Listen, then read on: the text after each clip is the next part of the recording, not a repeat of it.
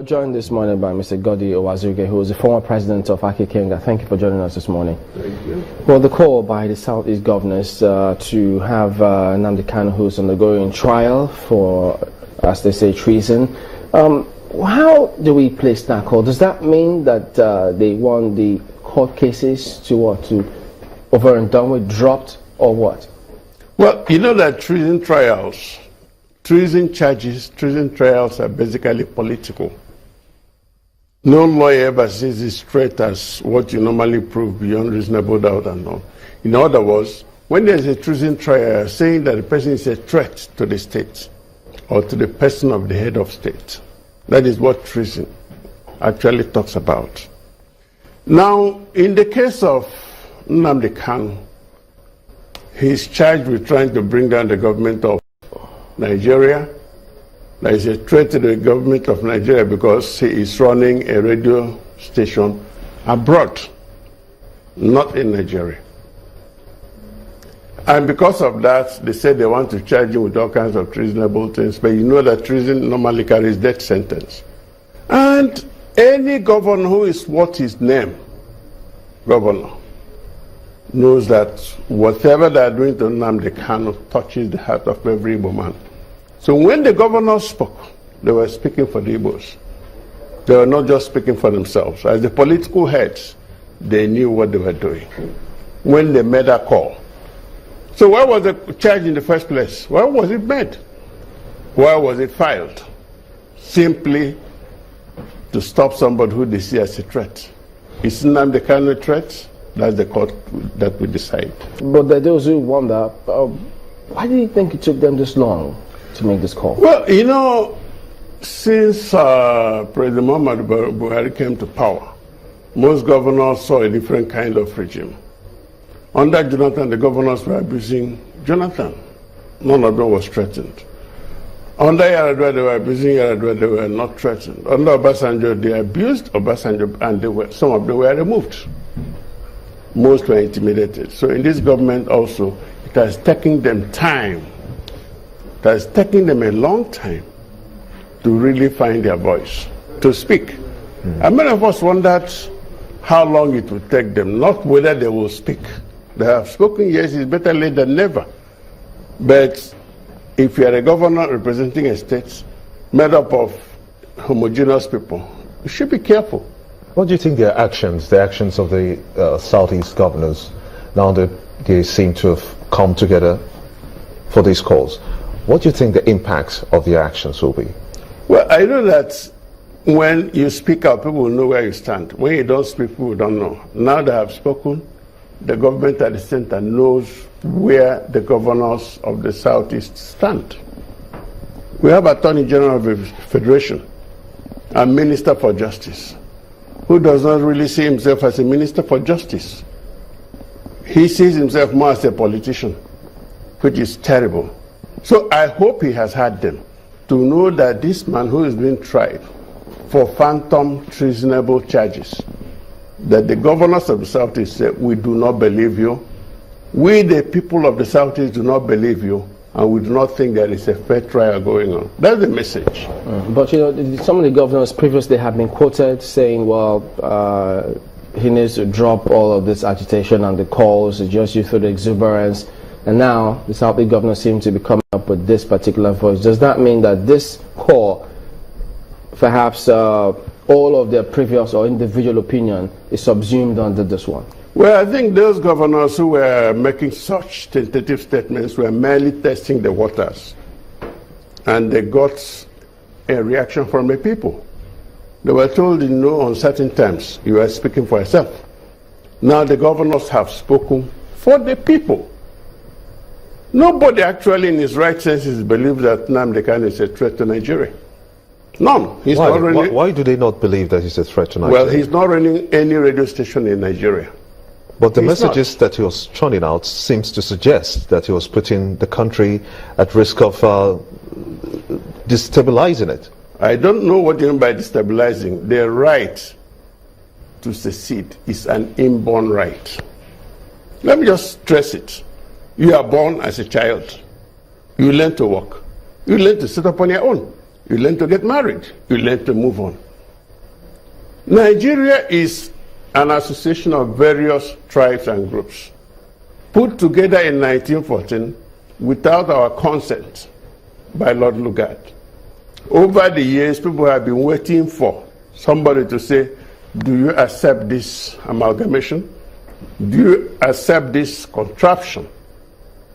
And as long as they have not done that, you continue to have this. We have had the Yorubas, we have had the Hausa Fulanis, we have had the TVs, and as of today, the kind of problems going on all around. They are there because people were not asked, do you want to belong? So Nnamdi Kanu is not interested in anybody. He's not running any radio station in Nigeria. What he's saying it abroad. But hold on, but there's one that funny thing. You have him in prison for running a radio station. Has the radio station stopped? It is there. But he is the one who said... Right from prison, right from Kuje prison, he's running the radio station? No. So is he not the one running it? Is he running it from prison? Even when he's being tried in court, the radio station is running. Have you ever seen him with a transmitter? Well, that's why the matter is in court and they're looking at it. But what if they then say that, okay, the Southern governors, perhaps the condition for this to happen is all of this agitation, as some of them have individually said, is that he has to drop some of these calls, and particularly if he happens to turn violent, he has to drop some of these calls, and then on that condition, he can be released. Do you think he would be willing to accept this, even if the Saudi government say, we accept that condition? I think it's not a wise thing to give him conditions. If you want to release him, drop the charges. Withdraw the charges. That's why I have Attorney General of the Federation. Do that. For the first time, let that man learn that he is serving the people. Attorney General of the Federation means Attorney General of the people, not just those in power. But haven't we seen other Attorney Generals act in this particular manner? Hence the call for them to separate both offices. So far, we have had other ones, but this is the worst we have ever had. Last Sunday, either Saturday or Sunday, I watched him on channels. And the question was this: why do you disobey court orders? He said, if it is in the national interest. In a simple language, he's not a Democrat. Right. If he's a Democrat, he will know that there's something called freedom of expression. He's not the first to exercise it. And this is not the first time we're filing treason charges against people. And they always end up one way.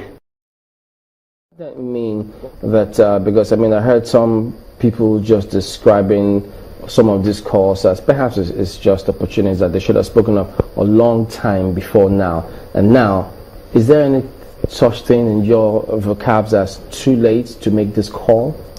It's never too late to say the truth. Even at the point of death, you are encouraged to say the truth. And after saying the truth, you can die. Let me put it this way. Anybody who keeps silent in the face of oppression, in the face of injustice, deserves the worst part of hell. We're happy. I am speaking. I also encourage other people to speak. Not just Igbos, but people from all parts of Nigeria. If people speak and you charge them with treason, then what are you setting up? You know that system of government where only the governor is right, only the president is right, and anybody says anything contrary becomes the enemy of the state. How soon do you expect him to be released? One, it depends on the Honorable Attorney General and Minister of Justice. I remember at the National Conference, of which I'm proud to say I was a member, we said that position should be separated. Attorney General of the people should not be answerable to the President. He should be answerable to the people, the Minister of Justice. So I expect our Honorable Attorney General and Minister of Justice to do the needful, to do what is right. I advise Mr. President that this treasonable charge or this treasonable trial will do you no good. But can we say he hasn't done that? Well, I don't think he has done that, because when a man speaks from his heart, you know, if at heart you're a tyrant, you can't pretend much. For how long? If you are a judge and you are trying this kind of case and you accept secret trial, unprecedented since 1999, Al Mustafa did not undergo secret trial, remember? Rogers spoke and all of us saw him. When finally Court of Appeal said, go home, We all saw it. Now it is this young boy who has no weapon, who has no armored car, no AK-47, who is being tried. Meanwhile, headsmen, Fulani headsmen are all over the place, killing people daily. You know, but what if, in considering this matter, and because some of the clips that they've seen about himself and those who are undergoing this trial, they seem not to be flinching in their resolve to stick with their agitation. So how do they reconcile it if they say, look, because you have said don't give a condition, but we can't guarantee that that will not pop up. If they say, okay, well, could you go ahead with this, but in a different manner, such that your messages will not be that provocative to the country, adopt a different approach, a more peaceful approach, and who knows? Well, the position of Ohanaeze has always been peaceful agitation. And if you go and check clip after clip, the only weapon of this young man and people like him is either their word of mouth or their fist. They do like this. But if you have messages that are inciting, can you consider such as peaceful? what? Have they ever said go and kill Mr. President? That's treason. Have they ever asked anybody to kill another person? That would be an incitement to murder. They don't do that. You see young girls of 18 years, young boys of 20 years doing, we want freedom, we want freedom. Not But even in an entity like our country who is united, that is united, and then they're calling for a sovereign state of Biafra, a country inside a country? Well, have you even asked why there is this agitation? There is this agitation because there is a glass ceiling. If you're an Igbo young man and you're in government or in the uniformed services, you have first class, you have second class upper, you have 2-2, you enter. After some time, you start marking time. Those who entered with you will suddenly climb, and you'll be seeing them through the glass ceiling, and you cannot enter. It is the injustice, and we made this point when Obasanjo was in power. Joe Iroku was the president of Ohanaeze then. A delegation had a meeting with then DSS chief, Colonel Are. And it is this injustice. Try to correct it. Now look at the appointments made last Friday. Did you see any Igbo person there?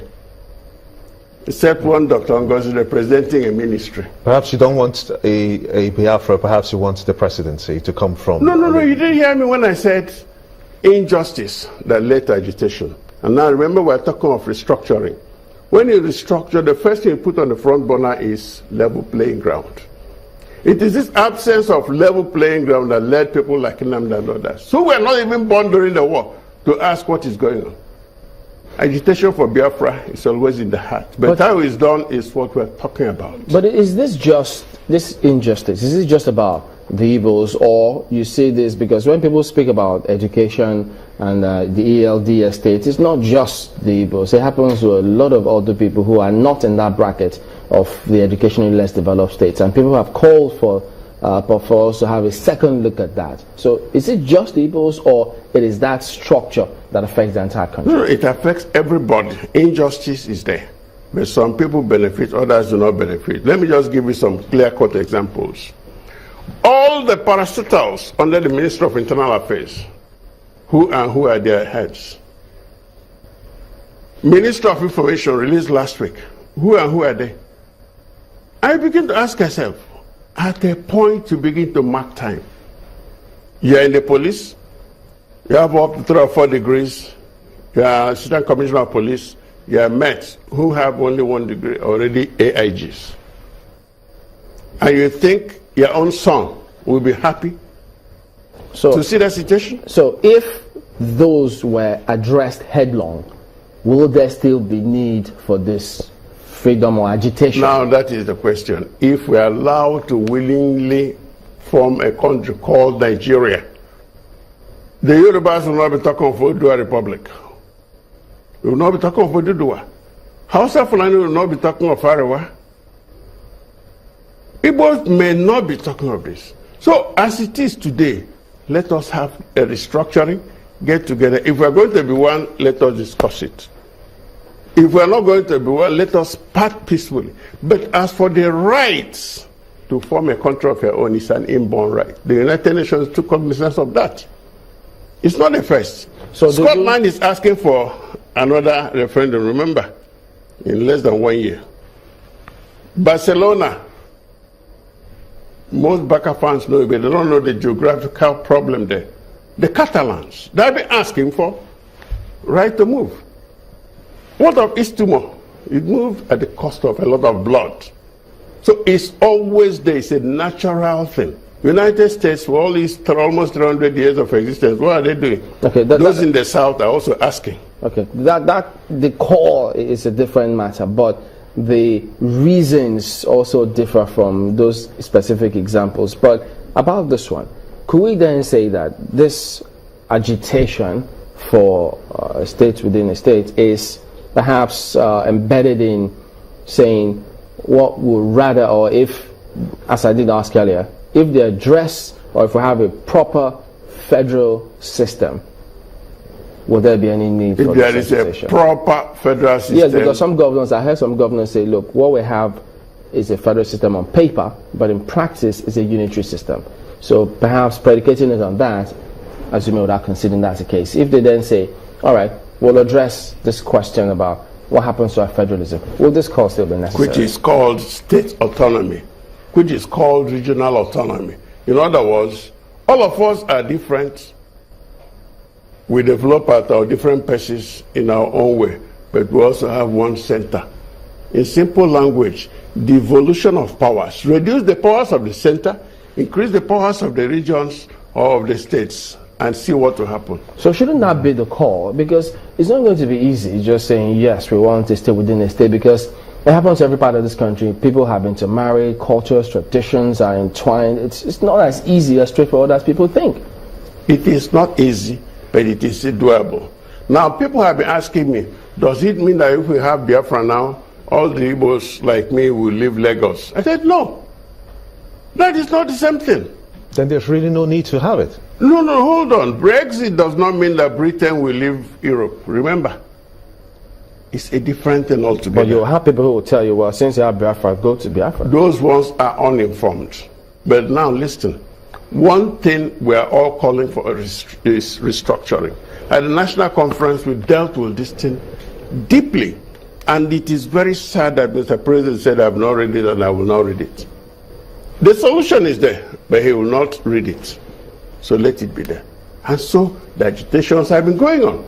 Now let me ask you, why do you think this judge will be embarking on secret trial? Unprecedented. The former judge, Justice Ni Ademola, said, let him go. And the DSS descended on him immediately. And you think all these boys are not watching? Tomorrow you come and tell them a story? See, treason, Wolosho can remember. They went for him. They went for Awolowo. When you talk, they go after you. Must we all stop talking? Mr. Godwin Wazuke is a legal practitioner and the former president of Ake Kenga. Thank you for talking to us this morning.